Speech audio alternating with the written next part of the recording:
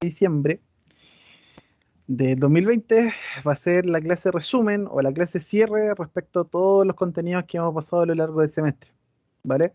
En la próxima clase sí va a haber clases como tal, pero para la entrega del trabajo de la evaluación 4, ¿ya? Déjenme esto con F5, no, acá, F5. Los contenidos que vamos a ver hoy día van a ser todos los que hemos visto a lo largo de este curso o este ramo, que es el error discreto, cómo encontrar directamente el error o cómo uno puede saber exactamente lo que uno anda buscando, la búsqueda de raíces, los métodos no iterativos, los métodos iterativos, matrices, ya sea tanto de Jacobi como Gauss-Seidel, interpolación, Lagrange, Newton, integración, las conocidas, y derivación, lo mismo, al igual que las ecuaciones diferenciales que vimos la semana anterior. Eso sí, siempre en las ecuaciones diferenciales ordinarias. En el orden discreto hay que entender un par de cosas que es necesario que lo vimos a lo largo del curso, que era las métricas. Nosotros utilizábamos error absoluto y error relativo, pero aparte de eso también existen otras, como el máximo valor absoluto, o perdón, el máximo error, el error mínimo, el R cuadrado. Hay otro tipo de métricas que también pueden utilizar para hacer medición de errores, ¿ya?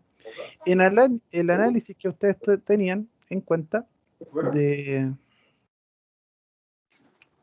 ¿Qué está hablando?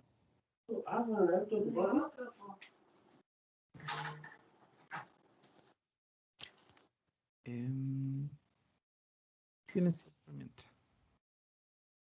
Ya, siguiendo. Em, el análisis, que se acuerdan de la primera evaluación en donde estaban trabajando directamente con números binarios, era lo más importante, porque después uno sabía si era exactamente el valor que uno estaba entregando o no. Eh, Luego teníamos las conclusiones, que era directamente lo más significativo que nosotros obteníamos a partir de las métricas. Cómo analizar, cómo interpretar ese valor o esa descripción que nosotros encontramos cuando queríamos, por ejemplo, el error absoluto de 10 a la menos 6 entre nuestro valor binario y nuestro valor directamente por álgebra, ¿ya? Hay que entender que también esto todo se hizo con Python, pero por ejemplo el día de mañana yo puedo cambiar, no sé, el lenguaje de programación a MATLAB, por ejemplo, o a C, y directamente ya va a cambiar la forma de operar directamente los números tanto flotante o doble que existen. Por otro lado, en la búsqueda de raíces hay que tener tres puntos a discusión o tres puntos siempre tener en cuenta. Primero, que es que las funciones que no se pueden obtener por medio algebraico, o sea que directamente estamos hablando de funciones que pasan por el eje 0, perdón, por el eje X, pero que no sabemos directamente si lo hacemos por método algebraico. Por ejemplo, si nosotros queremos encontrar el valor de f igual a 0, cuando f de x corresponde a e elevado a x menos x, por ejemplo, directamente eso no sabríamos decir cuándo va a ser 0. Entonces, acá hay una propuesta de solución por medio de la búsqueda de raíces. También hay que tener en cuenta que al igual que el primer apartado del error discreto o los valores discretos, hay que tener en cuenta que estos valores discretos o nuestra exactitud dependiendo de la cantidad de cifras significativas. Por eso se buscan raíces con cierta exactitud. Esta exactitud es lo que nosotros estábamos hablando a lo largo del curso, que era, por ejemplo, 10 a la menos 6, 10 a la menos 8, ¿ya? Que son exactamente la cantidad de cifras que nosotros queremos. Y por último, siempre estará asociado al punto inicial. ¿A qué se refiere esto? Directamente al punto de partida tanto de métodos iterativos como de métodos no iterativos. Por ejemplo, aquí se le llama método no iterativo a lo que era, perdón, bisección, falsa posición, que eran los iniciales, mientras que los que eran iterativos eran los que uno pasaba un número a una función y por la misma ecuación se hacía miles de veces dentro de esta misma ecuación y era en realidad un for. Y obteníamos valores bastante cercanos uno de otro hasta que ya nosotros queríamos la exactitud que podíamos comprometernos. Dentro de estos, la búsqueda de raíces, ¿cuáles son los mejores respecto al tiempo de iteraciones, la definición del valor, definición de condición inicial? Esto es a partir de su evaluación 2, de todo lo que me entregaron de su evaluación 2, de todas las conclusiones que ustedes entregaban en tanto en la presentación como en sus códigos, ¿ya? Por esta razón, el tiempo de iteraciones lo gana en este apartado, son los métodos iterativos, o sea que en otras palabras tiene una menor cantidad de iteraciones, menor cantidad de iteraciones al momento de ejecutarse. La definición del valor, o sea, qué tan exacto vamos a hacer, lo va a ganar en este caso los métodos no iterativos. Aunque sean mucho más, por así decirlo, realicen muchas más iteraciones, el valor es mucho más preciso en el tema de que va a ir acortándose o va a tener una mejor aproximación al valor exacto. Me explico. Dentro de sus códigos, ustedes entregaban valores de 10 a la menos 6, pero yo, buscando y también codeando un poquito, buscaba qué pasa si pongo la 10 a la menos 7 respecto a sus valores que ya habían entregado. Y dentro de esos, el más importante era que los métodos no iterativos, así como bisección, falsa posición, de las personas que hicieron falsa posición y bisección, esos dos en particular hacían una aproximación de 10 a la menos 7 cuando a veces tenía 10 a la menos 6, ¿ya? Por eso en ese parte más efectivo los métodos no iterativos. En la definición de condición inicial, o sea, cuando nosotros teníamos un P0 que lo íbamos iterando, o por ejemplo la bisección que teníamos A y un B, o en otras palabras, un f de A y un f de E, en donde al multiplicarse me da negativo. Lo mejor es para este tipo de condición inicial, en este caso es los métodos iterativos, excepto la gran excepción de punto fijo. ¿Por qué punto fijo no? Porque punto fijo daba muchos problemas respecto a cuál función íbamos a tomar en cuenta.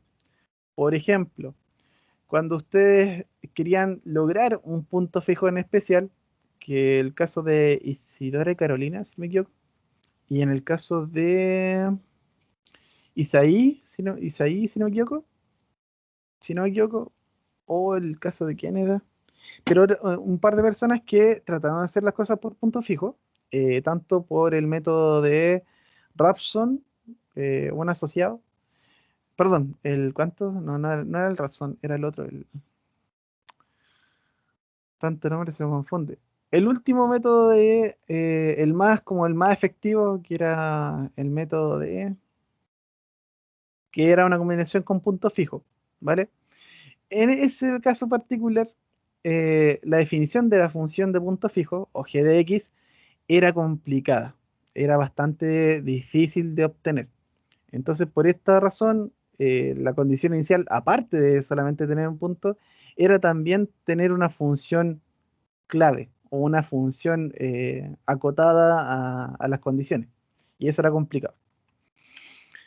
En las matrices, tanto de Jacobi como Gauss-Seidel, la gran diferencia en realidad la operación de CJ o CS, que en otras palabras es la matriz que está de alguna forma haciendo el cambio en el X. En este caso, o en estos casos en particular, hay que tener en cuenta que el de Jacobi tiene directamente una multiplicación y una resta, mientras que el de Gauss-Seidel es la resta, la inversa negativa más la operación suma. Entonces, ustedes saben que mientras, o lo que hemos visto al principio del semestre, es que mientras más operaciones existan dentro de un número, o en este caso una matriz, hay una mayor cantidad de error de propagación. Entonces, Jacobi, en cierto aspecto, es mucho mejor. Pero cabe resaltar que Gauss-Seidel, la forma de iterar es mucho más precisa dado que ya se tiene una inversa. a partir de una operación entre la diagonal y la parte, ¿cómo se llama? La inferior, ¿cuánto se llama? La inferior, la matriz inferior, que en otras palabras es el triángulo con números abajo y arriba totalmente en ceros. En el caso de la interpolación, tenemos Newton, tenemos Lagrange y tenemos Hermite. Newton son diferencias programadas, por así decirlo, entre pendientes que vamos obteniendo a lo largo de cada una de las operaciones, mientras que Lagrange es la sumatoria de la productoria y es una doble iteración directamente. Y Hermite tiene la doble iteración de Lagrange, pero con la derivada. De estas tres, yo recomiendo prácticamente para entender todo lo que es interpolación, es Lagrange. Después, entender Newton. Y por último, Hermite. En este caso, Hermite es mucho más, por así decirlo, efectiva, pero necesita más datos, que es la derivada. Si nosotros solamente conociéramos, por ejemplo, la x sus f de x, tendríamos que construir la derivada, pero ya es un cálculo extra y que probablemente también tenga un error. Entonces, por lo tanto, Hermite es como difícil de definir si es buena o mala, en el sentido de las otras dos, de Lagrange y Newton. Newton tiene que son diferencias, directamente una pendiente entre las diferencias y su x e y, mientras que Lagrange son iteraciones nomás.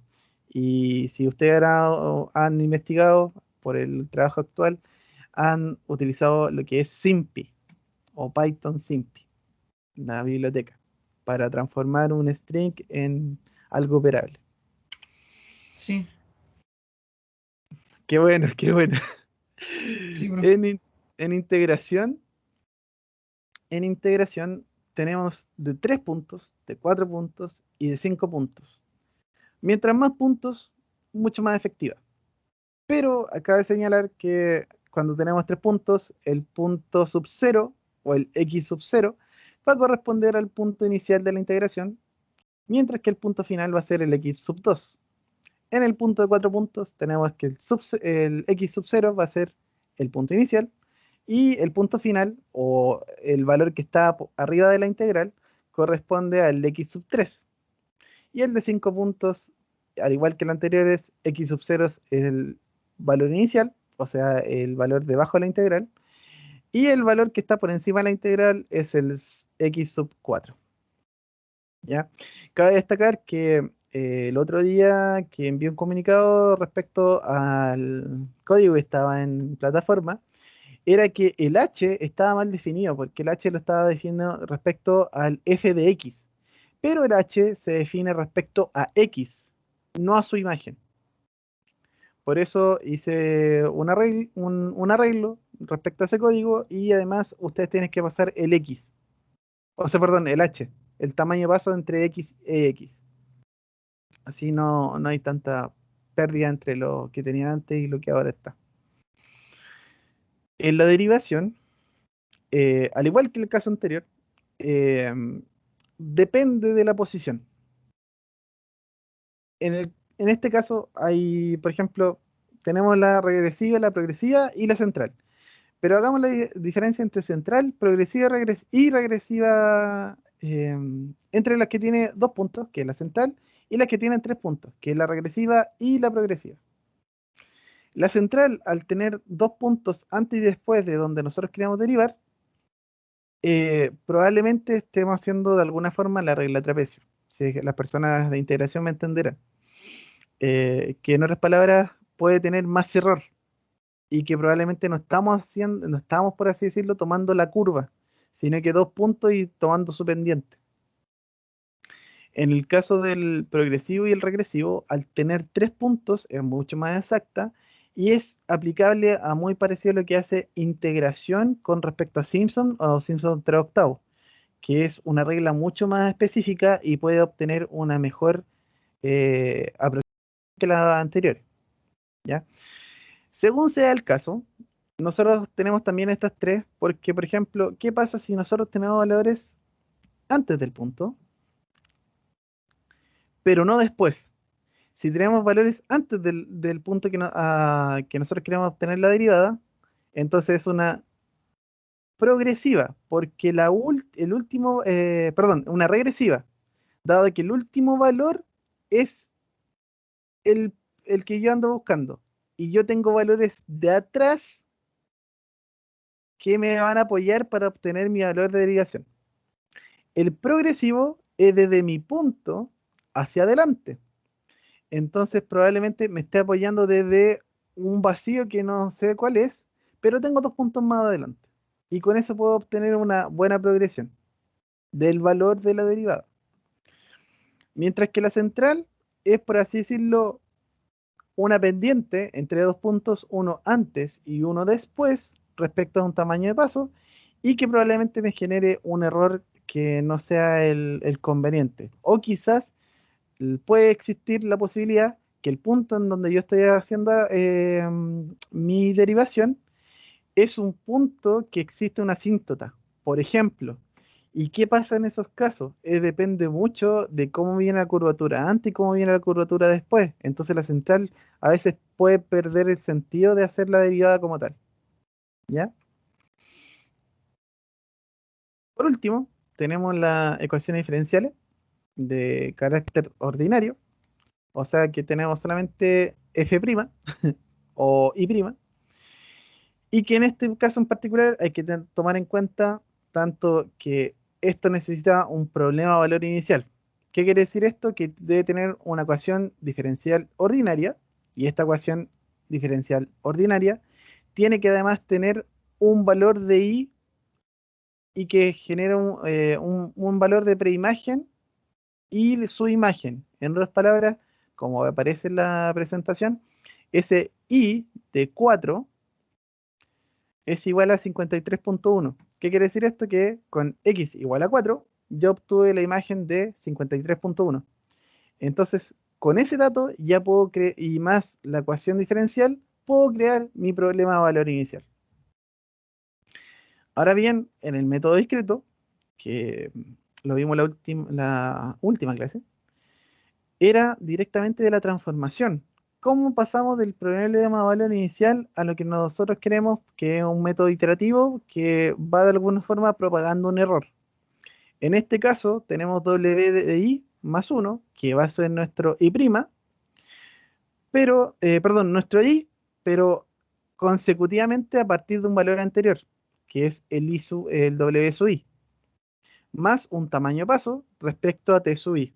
¿Ya? Ustedes recuerden que es el espacio en donde nos movemos, si se acuerdan bien de la clase anterior, el t sub i es un intervalo, el t es un intervalo, y según el tamaño de pasos que nosotros queramos obtener, tenemos un t sub i, que por ejemplo si quiero de 0 a 2 y quiero un tamaño de pasos de 1, tengo 0, 1 y 2.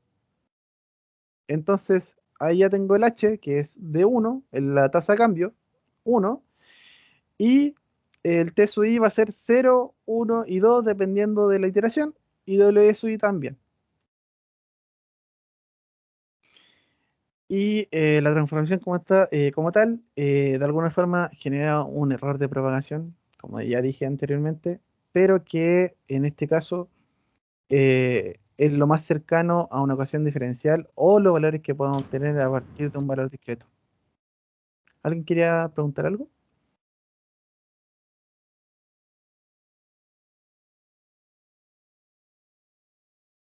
Bueno, siguiendo con el caso, eh, esto es todo el contenido resumido, sacando más bien las conclusiones respecto a sus trabajos, a sus evaluaciones, a lo que hemos visto a lo largo de también de sus presentaciones e informes.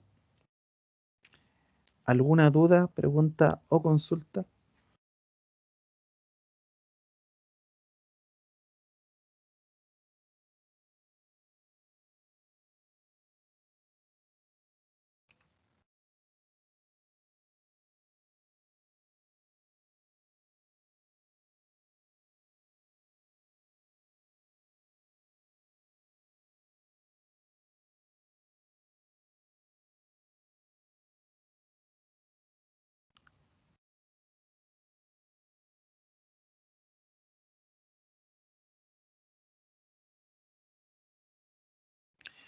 ¿Se entendió la clase resumen de todo lo que hemos visto a lo largo del semestre?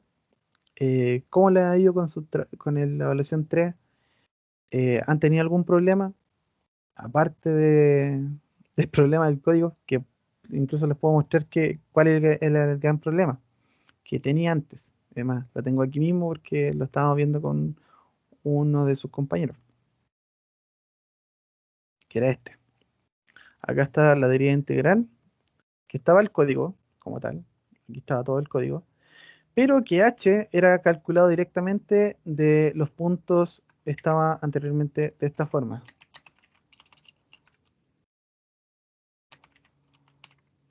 Pero eso estaba haciendo en otras palabras el tamaño de paso respecto a y.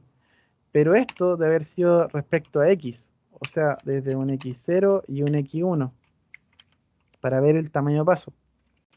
Entonces, para no dar tanto problema, para que no tengan tantas cosas que cambiar, solamente yo agregué un parámetro que se llama hentrada, ¿ya? Esa hentrada lo coloca en este lado como h, que en otras palabras es el tamaño de pasos, pero que lo van a colocar directamente esta función que tenemos acá. Entonces esto lo hace el cambio y aplica cada una de las funciones que están acá. Tanto regresiva, progresiva, central, con 3 puntos, con 4 puntos, con 5 puntos, o la integración directamente acá, que aquí estoy directamente con el alumno. Acá también está, por ejemplo, los puntos tipo, que puede ser trapecio, Simpson, Simpson 3 octavos, punto medio, 1, 2, 3, 4. Punto, que en otras palabras era otro valor interno, y el h de entrada. El punto en realidad era para... No, me equivoqué de nombre, era así no. Punto, función, tipo y h de entrada. Y si ustedes siguen más o menos las clases, estas fórmulas que están acá son directamente lo que está en la clase 19, o por lo menos lo que se presentó en la PPT de la clase 19. Son directamente todas las eh, fórmulas, pero transcritas en código. Ese era el gran problema que estaba con respecto a estas fórmulas de acá. ¿Se entendió, chicos? ¿Alguna duda, pregunta, consulta?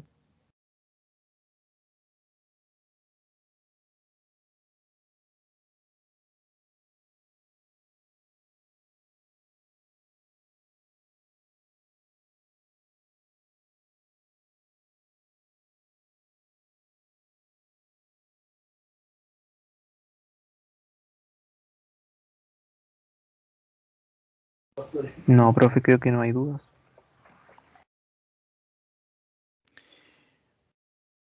¿Alguna pregunta sobre sus trabajos que tengan dudas todavía?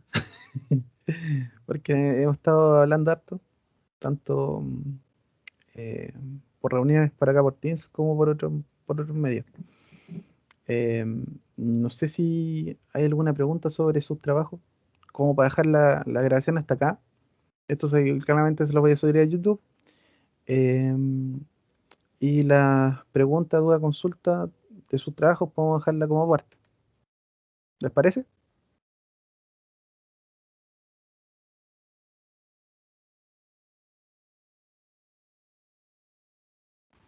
Sí, profe. Nadie que esté por rechazo ha dicho idea, ¿no? ¿Cierto?